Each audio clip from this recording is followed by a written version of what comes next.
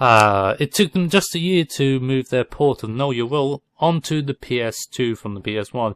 This new game, Just Bring It, had improved graphics, gameplay, and overall goodness, apart from a few lingering factors. Hey, look at the graphics, it's 360 quality in PS3. No, it's CGI animation. Sorry. Stunner! Stunner!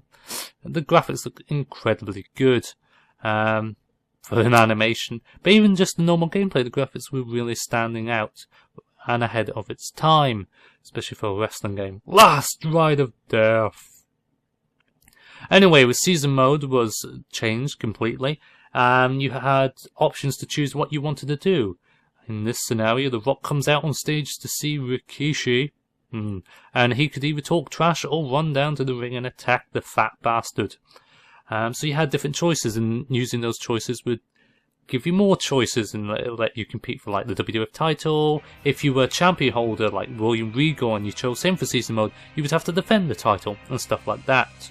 Going through season mode, even if it was only 3 matches each time, there was so many different outcomes that it would last you quite a variety of time, and these intros were fantastic, at least at the time. Now it looks a bit pish. So we're at WrestleMania 17. I hate X7, it's kind of stupid, isn't it? It's like, woo. Entrances were in fact a big change compared to the first 2, where you had like a chroma key effect. You had proper entrances this time. Well, when I mean proper, I mean just down to the ramp and that was it. So no arm raising on the turnbuckle. But hey, you had proper announce tables, you could walk on top of them, stand on top of them properly.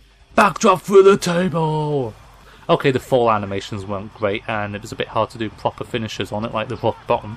But you had new modes like Last Man Standing, Ultimate Submission, which was basically Iron Man matches, but submission matches. They only ever did that once with Benoit and Angle, and that was the reason why they added it in. And Street Fights, and they were just stupid. You had 4-player cage matches, and cage matches were slightly improved. You could go on top of the cage and dive off, but the AI would never do that. They would run off like a pussy. Also notice that each side of the cage had a door. Hell in a Cell, 6 players, ouch. And the fall animations were a bit shit. Look, oh my god, they fell and he survived. They did change that in the future. But of course you could have intergender matches and attack. There was different arenas. You could have triple threat tag team, like TLC matches were originally. You can't have that right now. Hope they are in WWE 12, I miss it. And you can move this crowd around in WWF New York. You couldn't get run over outside. You couldn't know your role. It was a bit sad. And of course, if you run too far away, everything becomes tiny and you can't see anything. Good for the AI, but human players, yeah, fucked. 1, 2, 3. Yeah, pinfalls were a bit fast in those games, but one of the major issues with Just Bring It was people getting up far too quickly. He went through 2 tables with a pedigree, and just count how long it takes before he gets up. Not long at all. Not to mention bugs. Here's Molly Holly doing the superplex off the ladder. It should go through the tables. Doesn't even register it.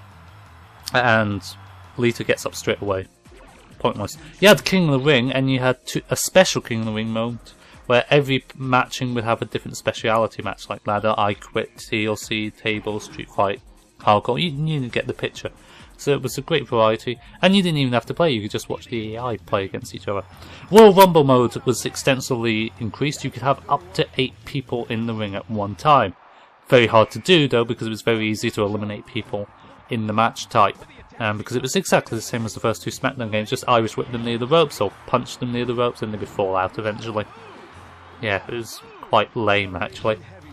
You had Slobber Knocker mode, where you could unlock certain arenas and people, like Fred Durst, if you the Undertaker defeats 15 opponents by KO or pin.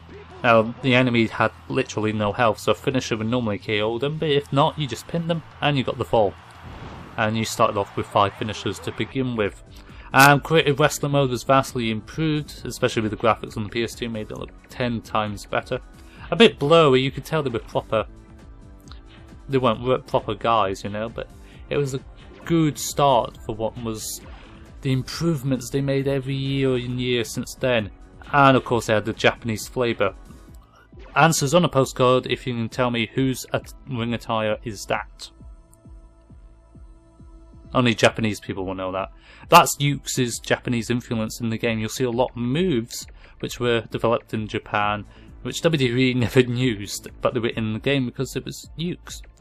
Here's some arm bars which Alberto Del Rio would love to have.